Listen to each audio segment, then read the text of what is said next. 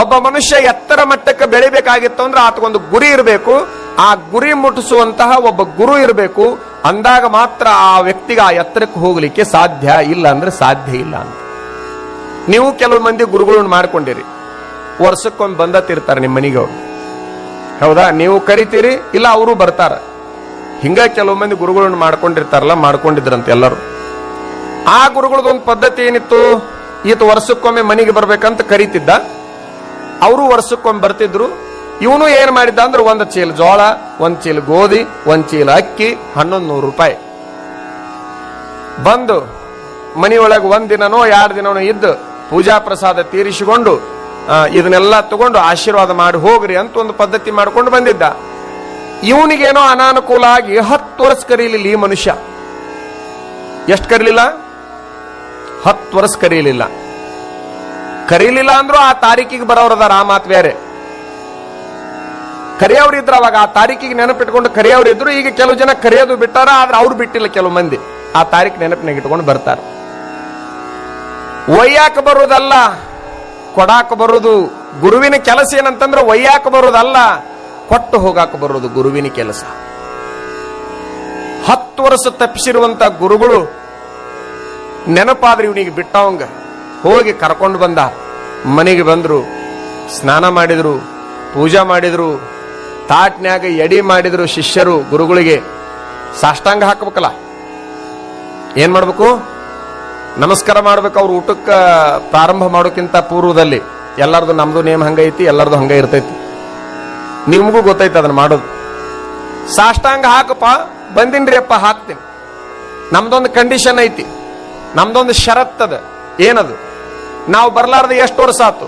10 ವರ್ಷ ಆತ್ರಿ. ನಾವು ವರ್ಷಕ್ಕೊಮ್ಮೆ ಬಂದಾಗ ಏನೇನು ಕೊಡ್ತಿದ್ದಿ? 1 ಚೀಲ ಜೋಳ, 1 ಚೀಲ ಅಕ್ಕಿ, 1 ಚೀಲ ಗೋಧಿ, 1100 ರೂಪಾಯಿ ಕೊಡ್ತಿದ್ದೆ. ಈಗ ನೀ ಕೊಡ್ಲಾರ್ದ ಎಷ್ಟು ವರ್ಷ ಆತು? 10 ವರ್ಷ ಆತು. ಇದು ಯಾವಾಗ್ರಿ? ಎಡಿ ಮಾಡಿದ ಮೇಲೆ. ಈಗ ನೀ ಏನ್ ಮಾಡ್ಬೇಕು ಹೇಳಿ ನೋಡುನು? ಹೌದ್ರಿ ಅಪ್ಪ, ಹಂಗ ನಡೆಯಂಗಿಲ್ಲ ಅಂದ್ರೆ ಇವ್ರ ಲೆಕ್ಕ ಏನಂತಂದ್ರೆ 30 ಚೀಲ ಜೋಳ, 30 ಚೀಲ ಅಕ್ಕಿ, 30 ಚೀಲ ಗೋಧಿ, 11,000 ರೂಪಾಯಿ. ಇಷ್ಟೈತ್ ನೋಡಪ್ಪ ಬಾಕಿ ಅಂದ್ರು.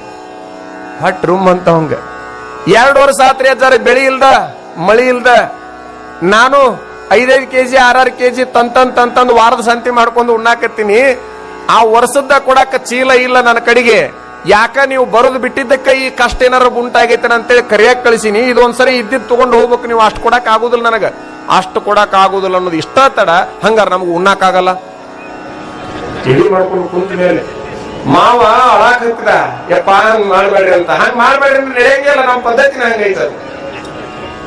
ಕಣ್ಣೀರು ಹಾಕ್ಸಾವ್ ಗುರು ಅಲ್ಲ, ಕಣ್ಣೀರು ವರ್ಸಾವ್ ಗುರು. ಭಕ್ತರಿಗೆ ಕಣ್ಣೀರು ಹಾಕ್ಸಾವ್ ಗುರು ಅಲ್ಲ, ಕಣ್ಣೀರು ವರ್ಸಾಕ್ ಬರ್ಬೇಕವ, ಹಾಕ್ಸಾಕ್ ಬರಬಾರ್ದು. ಇವರಿಬ್ಬರ ವಾದ ವಿವಾದವನ್ನ ಗಮನಿಸಿರುವಂತ ಹೊಸದಾಗಿ ಬಂದಿದ್ಲು ಸೊಸೆ, ಆ ಹೆಣ್ಮಗಳು. ಈ ಗುರುಗಳು ಪರಿಚಯ ಇದ್ದಿಲ್ಲ ಅವರಿಗೆ, ಯಾಕಂದ್ರೆ ಮದುವೆಗೆ 2 ವರ್ಷ ಆಗಿತ್ತು.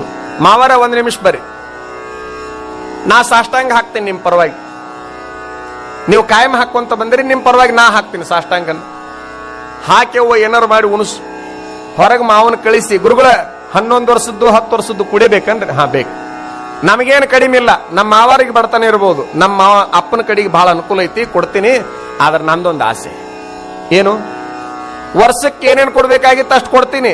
ಆದ್ರೆ ನೀವು ವರ್ಷಕ್ಕೆ ಎಷ್ಟು ಊಟ ಮಾಡ್ತಿದ್ರೆ ಅಷ್ಟು ಈಗ ಉಳ್ಬೇಕು.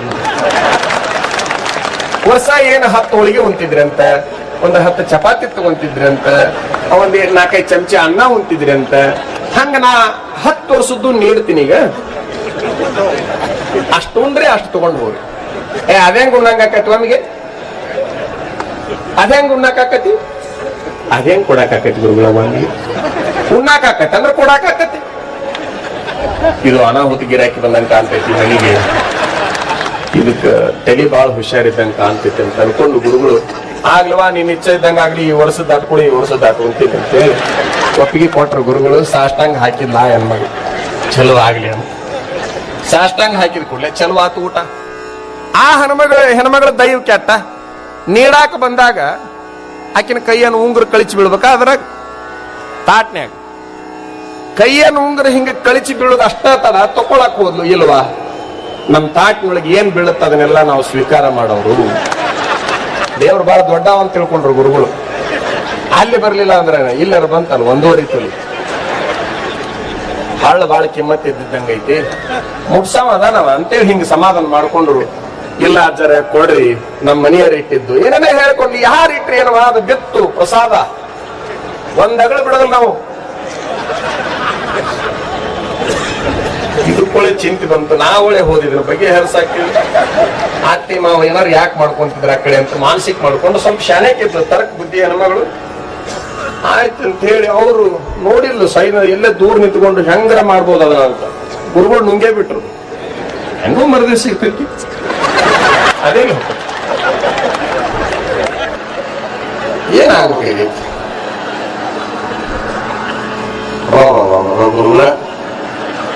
ನಿಮಗೆ ಹೇಳ್ತೀನಿ, ಹೋತ್ ಉಂಗ್ರ ಒಳಗ್ ಹೋಗಿದ್ದಿಲ್ಲ. ಅನ್ನ ನೀಡಕ್ ಬಂದು ರೊಟ್ಟಿ ನೀಡುವಾಗ ಉಂಗ್ರ ಬಿದ್ದಿತ್ತು. ಅನ್ನ ನೀಡಾಕ ಚಮಚೆ ತಗೊಂಡು ಬಂದು ದೊಡ್ಡ ಚಮಚೆ ಅನ್ನದ ಜೋಡಿ ಚಮಚೆ ಕೈ ಬಿಟ್ಲು. ಅಯ್ಯಪ್ಪ ಚಮಚೆನ ಬಿತ್ತಂದ್ರೆ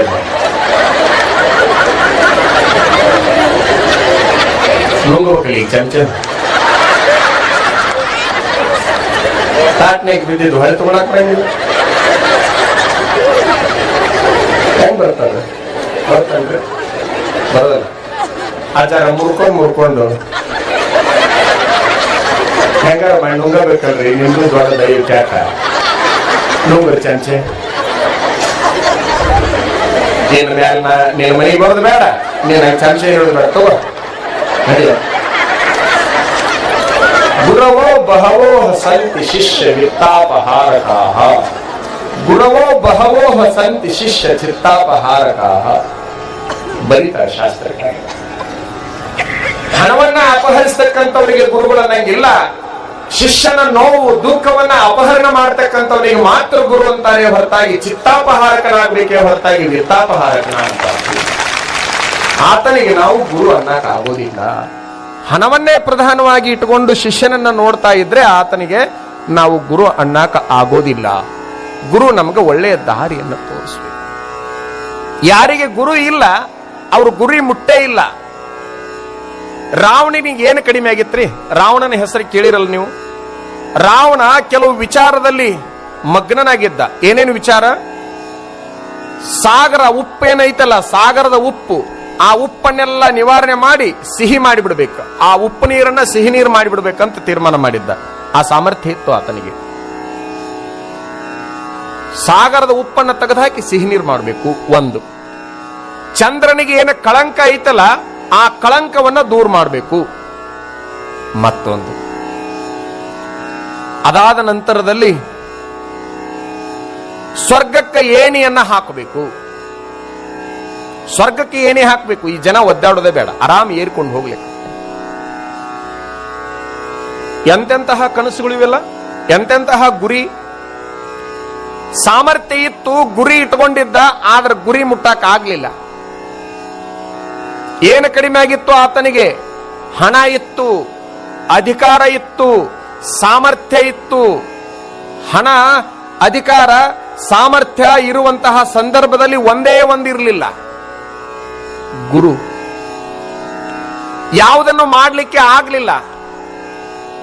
ಎಲ್ಲ ಸೋತು ಹೋಗಿರುವಂತಹ ರಾವಣನಿಗೆ ಗುರಿ ಇಟ್ಕೊಂಡಿದ್ದೆಲ್ಲಪ್ಪ, ಯಾಕೆ ಗುರಿ ಮುಟ್ಲಿಲ್ಲ? ಇಟ್ಕೊಂಡಿರುವಂತಹ ಗುರಿಯನ್ನ ಯಾಕೆ ಮುಟ್ಲಿಲ್ಲ ಅಂತ ಕೇಳಿದ್ರೆ ರಾವಣ ಒಂದು ಉತ್ತರ ಹೇಳ್ತಾನ.